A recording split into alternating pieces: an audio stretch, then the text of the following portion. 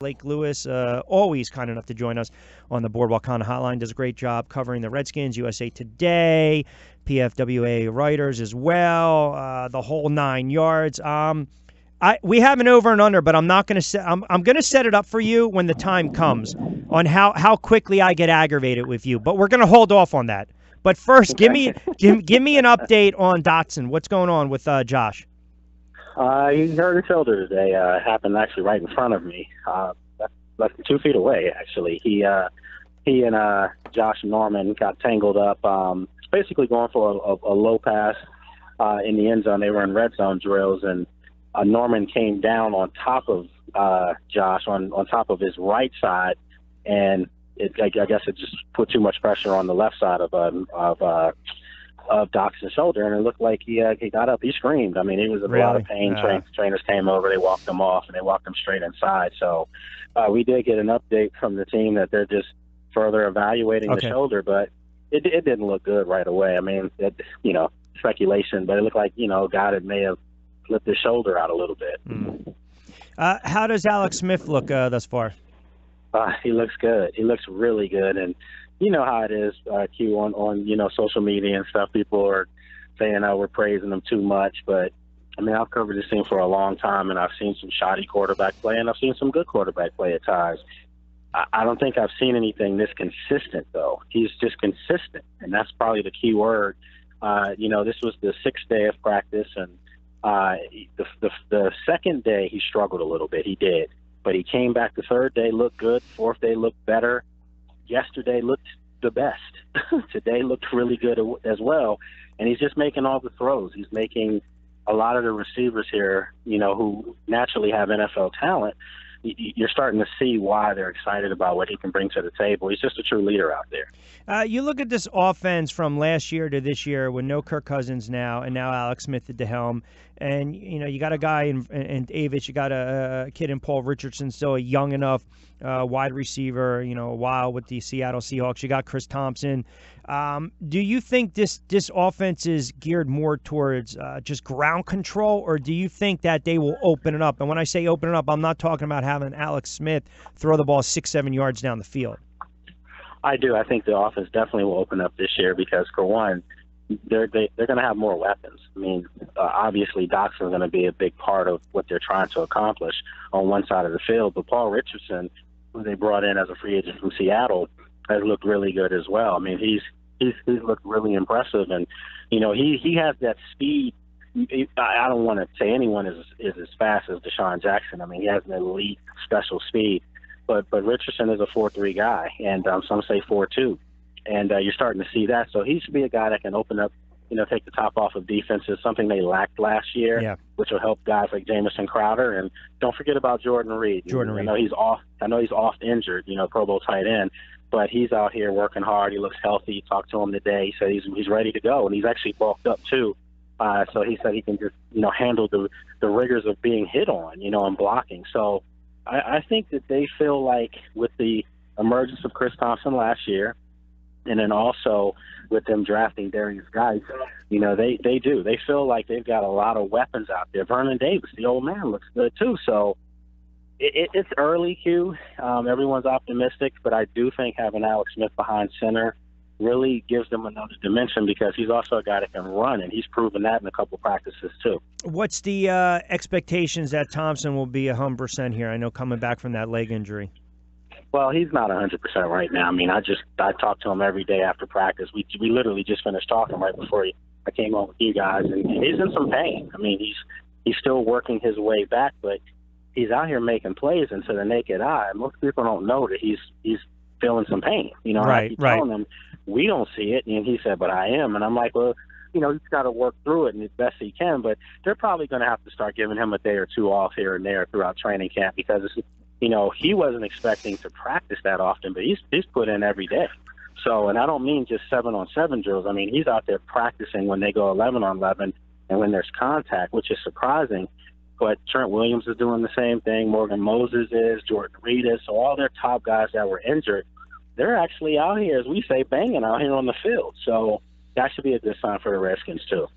Again, a couple minutes with Lake Lewis joining us on the Boardwalk Honda Hotline. He's at Redskins Training Camp and, again, covers the Skins in the NFL. We'll talk to him pretty much every week throughout the football season. Defensively, when you look at this team, a couple years ago they wanted to upgrade at the linebacker spot, especially against the run defense. Do you get a sense you'll see a lot of two-down lineman sets going forward with this defense? How does the defense look? I know it's early on, as you said. Well, yesterday I actually had tweeted out about that. I did see a lot of two-down sets. They were playing some nickel coverages, but I think that they're going to run three guys out there, start the game most of the time, and those guys are going to be a guy that's not too far, from your areas. Temple's Matt Ioannidis, he's going to be one guy. And then you're going to have the man of many words. Oh yeah, man. Listen, I talked to Matt the other day, and most of the time, like I'll see Matt or something, and we live in the same neighborhood. I'll see him, we'll talk, and he'll laugh.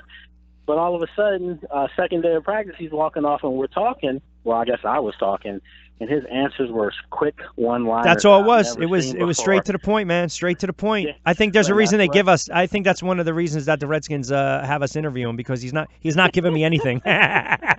He basically was answering. He was asking. You know how somebody gives you an answer to your question? Yeah, which is kind of your question all over again. Yeah. That's what he was doing. I'm like, come on, man. So when he walked up, I said, "What's this?" He said, "I'm just focused, man. I'm just focused." So, but they'll have him out there, and then they'll have obviously the two Alabama guys. Their last two first-round draft picks, Jonathan Allen and Daron Payne. And Daron Payne's a guy that, rolled his ankle, had someone roll up on his ankle the other day. He says he's fine. He said he could play, but they're just being precautionary measures with their first-round draft pick. But that kid, you talk about right now, if I have to do five guys that are having the best camp, he's definitely in my top five. I'm curious to get your thoughts. There's some depth there for the Skins in the running back position. I just want to transition for a second with the Philadelphia Eagles, because their running backs, there's a ton of depth with Ajayi, with Clement, with Pumphrey, with Smallwood, with Sproles coming back, but then there's also Matt Jones. And obviously, You're familiar with Jones. Again, promising career, 25. It was, I guess, the antithesis of his career the other day. He takes a rep with the first-team offense. He goes up the middle for 11 yards, and then he hobbles back to the sideline. I mean, is he just an injury-prone back, and it's just a case of bad luck, or, what's your? Again, I know you don't have the eyes up here, but when he was with the Skins, yeah, I think it's a little bit of bad luck. I don't want to say he's injury-prone, because he's a guy that. Matt Jones is kind of like a victim of his own appearance. He's a big man. To be playing running back, you're talking about a legitimate 6'2", 230-pound running back. That's a big man, and he has wheels. He's a 4.5 guy, maybe high 4.4 guy. Problem is he's not consistent, and that used to drive Jay Gruden and company here crazy, because he'd have a game like he played up in the Meadowlands against the Giants. I remember that game. Where he ran angry. Yeah, he dominated. Yep. Yeah, and that's what you saw. You saw, if this guy can do this every game, no D-back wants to come up and hit someone that large who's coming at them with velocity. Well, the next game, he's getting taken down in the backfield by guys much smaller than him. So you just didn't see the consistency.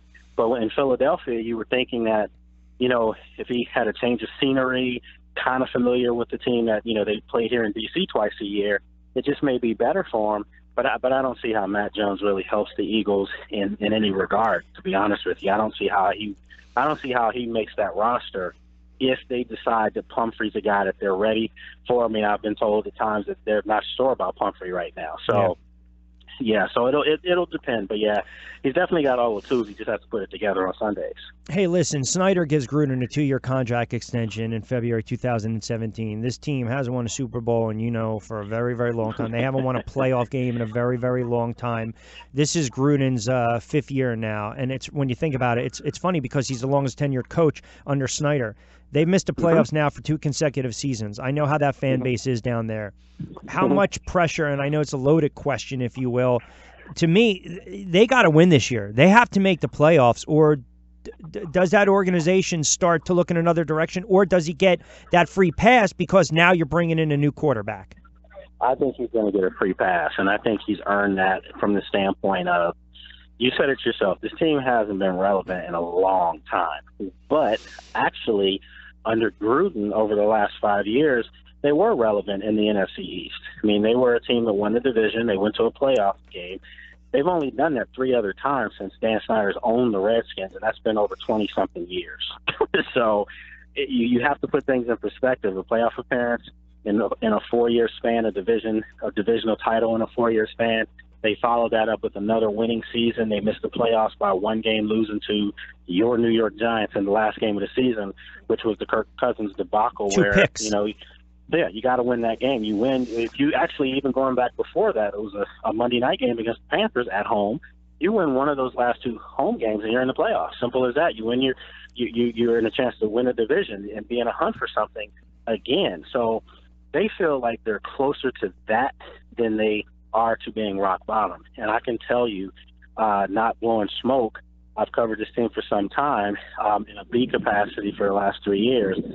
This is, without question, the deepest and most talented team Gruden's had in 5 years. And does that translate to a Super Bowl? We don't know. More than likely not. But does it translate to being competitive again in your division, which is much better across the board, all 4 teams?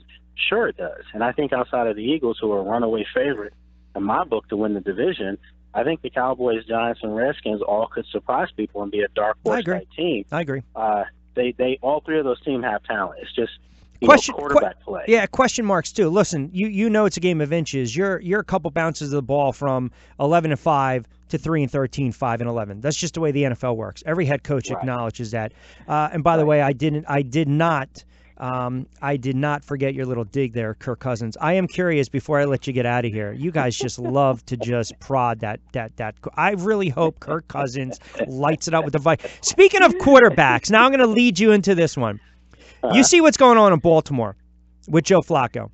And then you have Lamar Jackson, and then I think they have another quarterback on their roster. I'm not sure. Well, sure they do. RG3. He's done. He's done. Come on. He's done. There's 2 ways to look at that story up there. Please, tell me. Go ahead. I'm telling you, it's 2 ways to look Go ahead. One, you have a new coordinator up there who wants to have more of a wide open, they want a mobile quarterback in there. And I think that's clearly why they traded up to get Jackson in the first round. Okay. But I also think they want he has someone that he can look at and see more similarities than dislikes or things that he's not familiar with. And I think Jackson will learn more from Robert than he will from Flacco as far as the type of offense, not as far as leadership and success, because clearly that's Flacco. They won a Super Bowl, for God's sakes. But I get the impression that Baltimore is just waiting. I agree. For Lamar Jackson. For Lamar Jackson. For Flacco they're to fall flat on his face. Exactly. Yeah. Exactly. I agree. That's what that is. And they can move him, or they can try to move him next year, whatever, save some money, and then you go in next year. Maybe you go in with Jackson as your true starter and Griffin as your backup. I just think I agree with you. I think it's going to be tough sledding for Robert to ever sniff the field in the NFL as a starter, as a true starter, not because someone got hurt. Done. I do think he has enough talent to be a backup. Listen, guys, there's guys in this league right now who are still getting jobs as backups. But there's a reason he was out of football for as long as he had. He goes to Cleveland. You think he's going to revitalize his career, and he should get out of bounds. Right. But I don't. But I was going to say, I don't know if that's from an on-field performance standpoint. Because I know some guys in Cleveland who said that he was actually doing okay. He wasn't lighting the world on fire, but they thought he was manageable. He was serviceable.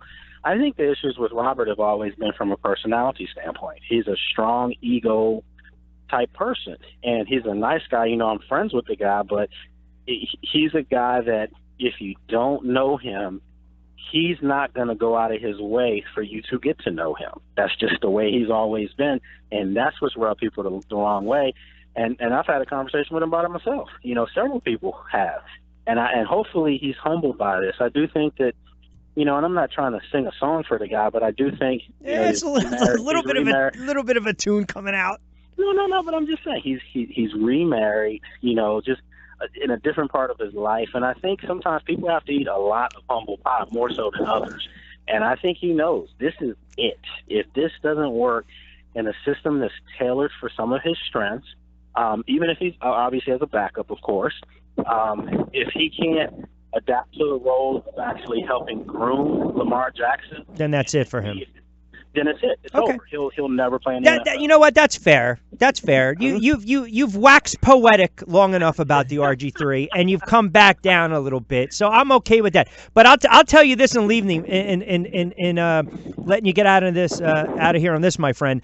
I was laughing because I saw the Wizards got a dog in Howard. And you already know my thoughts on Dwight, and I know about you and Dwight's history, and I cannot wait till Dwight blows up that locker room with the Wizards, and you come on the air and say, you were right, you said this 10 years ago.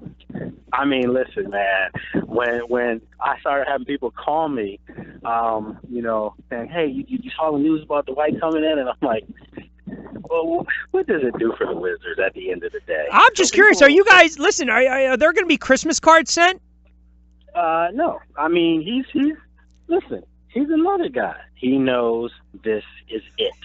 and he knows. Who's this guy I'm talking to on the other end? But I'm saying from a basketball standpoint, you're the right. guy last year was a double-double. He had a 32-30 game. I mean, it's smoke and mirrors. But what I'm saying is, anytime you can do that at a professional level, it's a monster game. But it shows that you have a mental block that's keeping you from consistently doing that.